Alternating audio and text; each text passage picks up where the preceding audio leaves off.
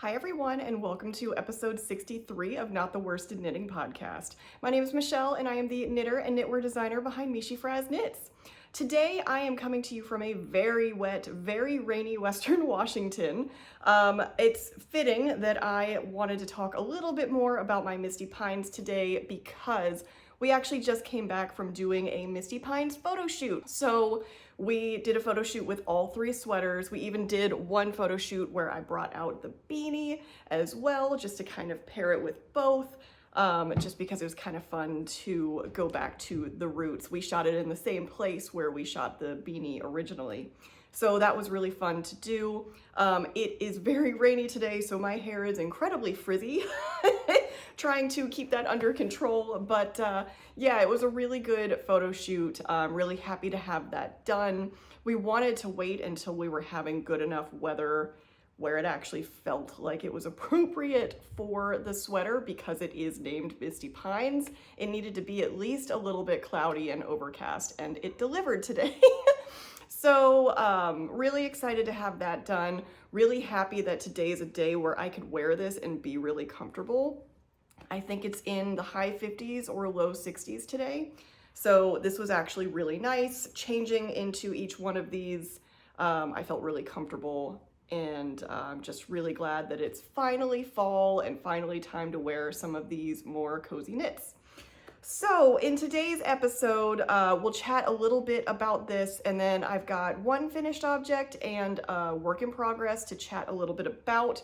But I thought it would be fun to go ahead and start with this guy because I know I told you guys I would give you a little bit of information about my recommendations for color pairing for this, and I thought it would just be kind of helpful. So I'm going to get up so you can see.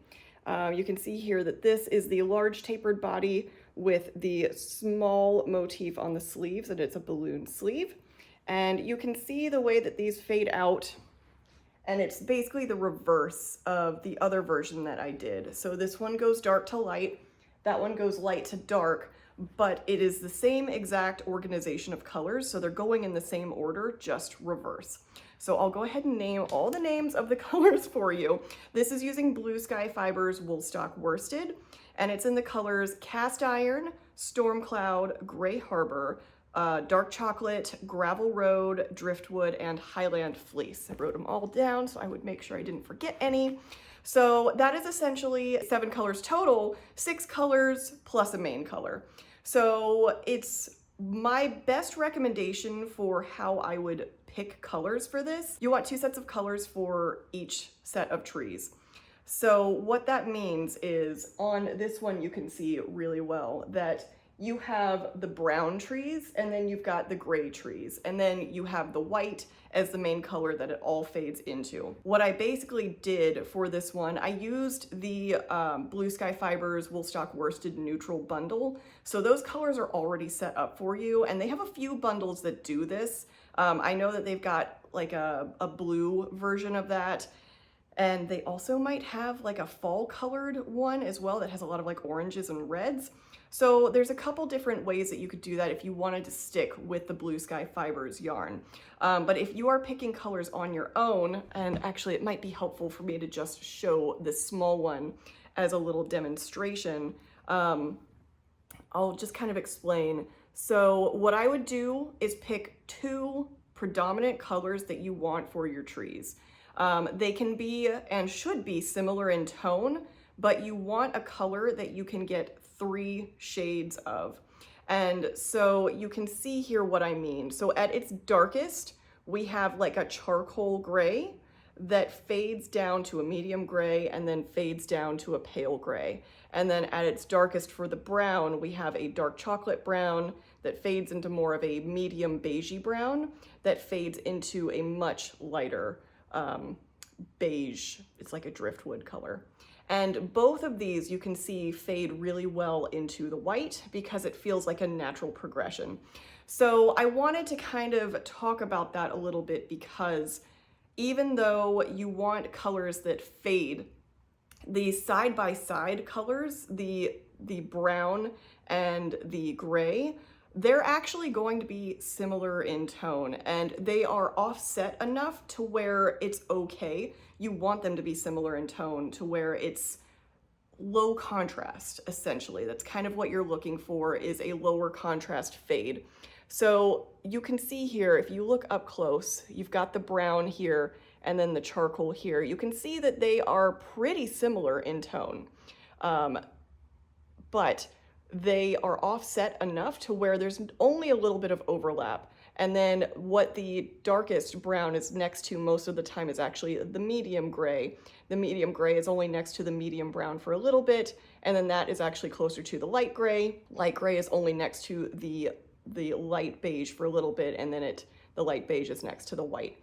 So you can see that because they kind of offset each other, you don't need to worry about the browns and grays being too close in tone. I'm actually going to show some photos that are side by side of all of the colors, and then I'll show them in black and white so you can see. This is a really good way if you are trying to pick out contrast and you're not entirely sure how. Take your yarns, take a photo of them, and then just go into the editing app and lower your saturation all the way down so that you can turn it to black and white. And then you can see, and I will pop up some photos here so you can see a photo of the yarns as is, and then a photo of the yarns turned to black and white. What you're going to see is actually most of these are similar in tone to each other. So the darkest brown, darkest gray, basically indiscernible in black and white. Same with the medium gray and medium brown. Same with the lightest gray and lightest brown. So it's okay if those are the same tone. What you're really going for is a very gradual fade from dark to medium to light in one color. And I would recommend that you stick with a dominant color throughout for each of these, because if you start playing with a lot of different color on all the different trees, it's going to feel a lot more crazy. Now, if that's what you're going for, that's totally fine. Actually, I can show you an example of that. Okay, so this is actually the same colors. It's the exact same color scheme, but this I considered to be a high contrast version of the beanie. And so you can see all I did was play with the order, so it was a little bit more random. And this essentially is the difference. So this is kind of more of the literal idea of what I was going for, where the trees kind of fade into the mist. But if you just really want to play with the motif and have fun, you can just do this and pick whatever colors you want, making sure that there's a good amount of contrast in between the colors that are going to overlap.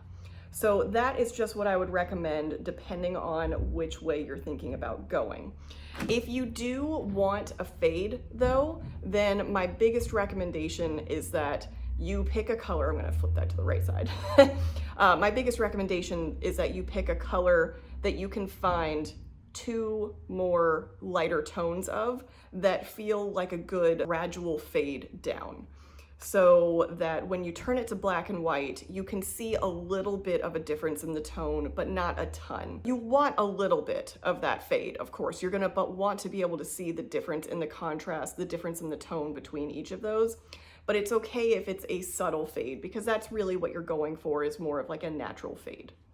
So that is my recommendation for how to pick colors for this. Of course, the pattern will have all the information about what colors were used, how much yarn was used. All of that will be up on the project page. All of that information will be available. Stay tuned for the pattern to come out October 16th. If you are not on my newsletter, definitely join the newsletter, because there are always discounts to newsletter subscribers when the pattern comes out, and you will be the first to know when the pattern is live, so you don't want to miss that. Speaking of my newsletter subscribers, it is now October. We are now in October, and that means that we are in the start of Socktober. And so if you are a newsletter subscriber, then you saw that my Rain City socks came out. And thank you so much if you picked up a pattern. I'm really excited to see everybody's versions coming to life, so that's going to be really fun. This kind of is a good segue into my finished object. It's been finished, but now I actually have a proper pair. So this is my very first version of the Rain City socks. Of course, I had done one version of the yellow umbrellas, and then I had done another version. Let me show you the pretty side. I always end up showing the ugly side.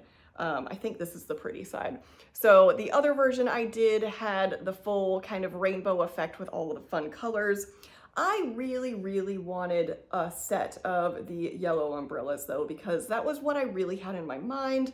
I just, I love a yellow umbrella. I thought the yellow was a really nice contrast with the blue. And so I finally knit up the pair, and now I can wear these together instead of having mismatching socks, which is totally fine, of course. But so this pattern, this uses Trilogy yarns in the base Glamourous. And I really love how moody it looks. It's just so perfect for a day like today where it's just rainy and moody and dark and gray, and having a little bit of vibrancy on my feet just makes me really happy. So I will probably be popping these on shortly. So this guy is done. Of course, this is my pattern for Socktober this year, which means that that is not where I'm going to stop knitting on my Rain City socks. Thomas actually asked for a pair, and he's definitely due for some more socks. So I had him go through my yarn stash and figure out what colors he wanted. And because he wanted something that was a little bit different, he actually ended up choosing this as the main color. So this is from So Happy Jane in her Joyful Fingering base, and this is the color Spruce. Look at how gorgeous that is. Do you see the shine on that? It feels very appropriate because I'm talking about Misty Pines, and now I have a spruce color. So it's this really beautiful green. And so that is going to be the main color for his socks. And then for the umbrella, he actually picked this color because he thought it was a really pretty kind of combination of it. It's like sort of a variegated yarn. It's got these little flecks of like this reddish pink and kind of a light pink base. And he thought that that would actually look really nice with this spruce color. So that's gonna be the umbrella. And then this icy blue for the raindrops. And then this nice gray for the actual handles. So let me see if I can, let's see if I can hold all of these in one. It's a little tricky because the spruce is kind of fading into my sweater, but this is going to be the color scheme for his version of the socks. And I think these are going to be so pretty. I'm actually really looking forward to getting these cast on because I might end up being a little bit jealous of this color scheme. So if you picked up the Rain City socks, I would love to hear what yarns you're thinking about using if you have colors picked out. Are you doing all the same color umbrella? Are you gonna stash bust and do a bunch of different colors? My friend Kate, she cast on a pair, and I love the colors she picked. They're like kind of a, not really a pastel, but just kind of like faded brights, if that makes any sense. And I love the color palette so much. I'm really looking forward to seeing everybody's versions of these. And last but not least, if you guys watched me last week, then you know that I had started playing around with some Blue Sky Fibers brushed Suri, which is absolutely gorgeous. Let me hold it out for you to see. It is exactly as its name sounds. It is a brushed Suri, and it is gorgeous. It is a little bit difficult to work with. I would say that it's kind of like working with a boucle because it is so fluffy, but the results are really worth it. I used this as one of the yarns for my Frost and Flurry shawl several years ago, and I always thought to myself that I wanted to do something in that yarn again, specifically a shawl that just used that yarn instead of it being one of the two yarns. Hi. All right.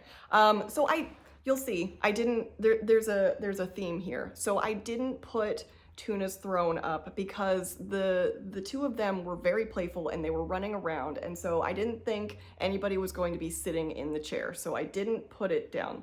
And I guess now he's done with playtime and he wants my chair, so we might be sharing, but for now he can just do whatever it is that he's doing. So anyway, I'll move so you can see him because he's got a really cute face. Anyway, so I was trying to figure out what I wanted to do with this. I had an idea in mind actually when I first requested this yarn. So as a Blue Sky maker, we do 2 projects a year and they will supply yarn for us, but you have to order the yarn like a year in advance.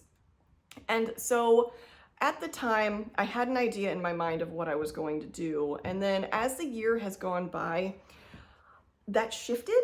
And I think that's pretty common, right? Like even when you are thinking about your own knitting queue, what you think you want to knit in a year might change. And so as the months were going by, I was thinking to myself that that really wasn't it. And, you know, I've been on this broken rib kick for a while. I did the Anacortes pullover, which I loved, and I loved that so much. I did the Fidalgo cardigan, which had a similar but different technique. And I think I'm just still in that mode. And what I was thinking was that I really wanted to do an Anacortes shawl. So we have the very beginnings of an Anacortes shawl. That's what we've got here, and I am thrilled with it. So it's quite funny though, because it took me a really long time to get here. I swatched and swatched a whole bunch because I was still sort of fighting the idea, and I actually have a bunch of the swatches still in here.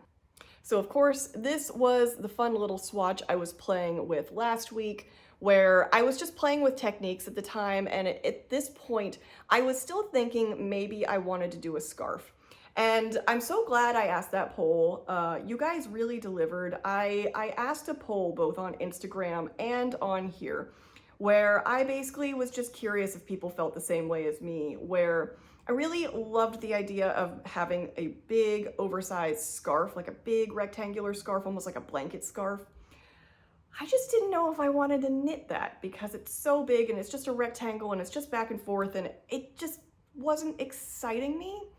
And so I was also thinking about something where, you know, you are increasing up, going straight, and then decreasing down. But I wasn't loving it. I don't know. It felt more like a table runner to me in a way that I wasn't really feeling. And I think that knowing that I had the Anacortes lines in my head, like that raglan seam, I just loved the way that looked so much that I think that that was really stuck in my brain.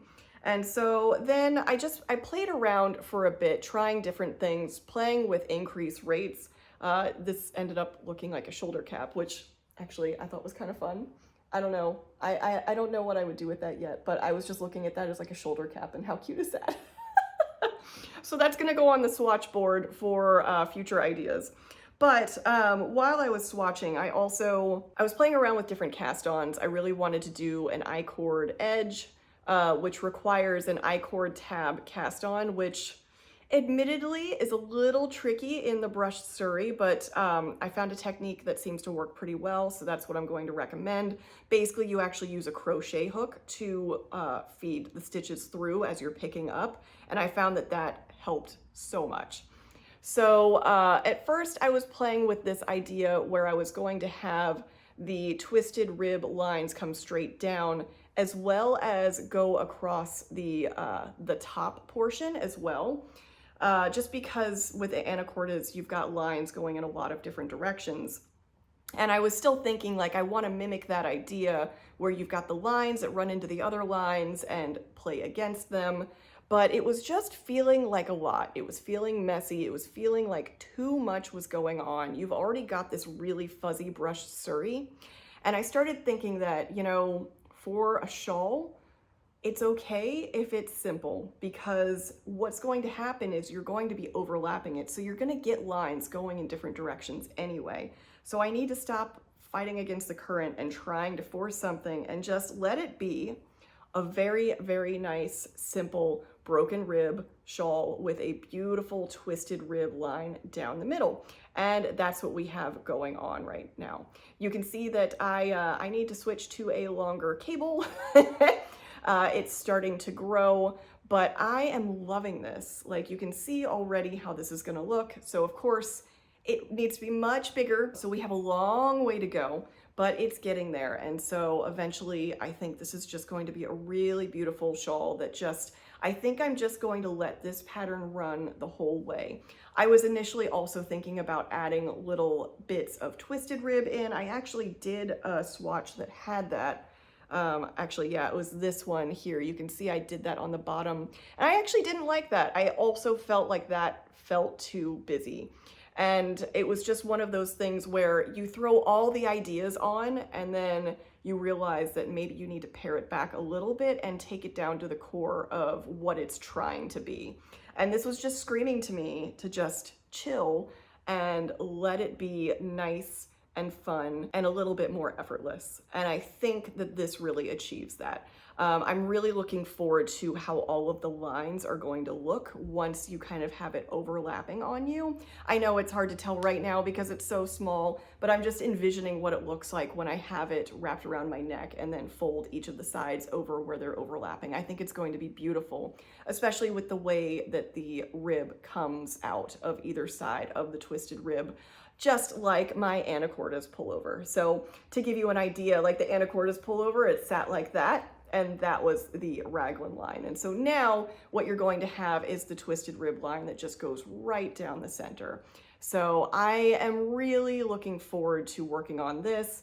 Now that I kind of have a direction and an idea, I can't wait to watch this grow. This has been really fun to work on. And you know, with shawls, especially as they grow, it becomes a little bit easier and more mindless. You don't really have to pay too much attention with this because, so the back side, the wrong side of the work is where you will actually be doing the ribbing, so the knits, the purls.